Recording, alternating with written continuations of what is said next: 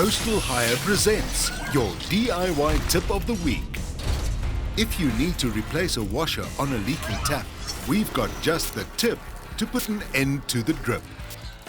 You will need water pump pliers, a thin blade screwdriver, tap washer, and thread tape or PTFE tape.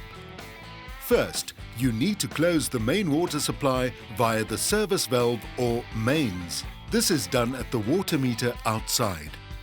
Then remove the cap on the tap handle using the thin blade screwdriver.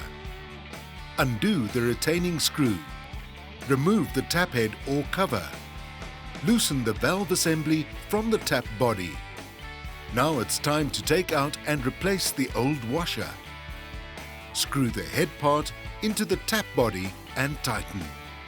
Make sure that the sealing O-ring or fibre washer is in good condition. If not, use the thread tape to create a new washer.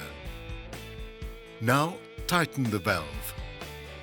Make sure the tap is closed before you turn on the main water supply.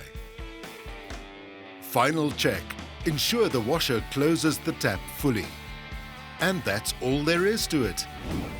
Your DIY tip of the week was brought to you by Coastal Hire. For other great DIY tips, find us on social media.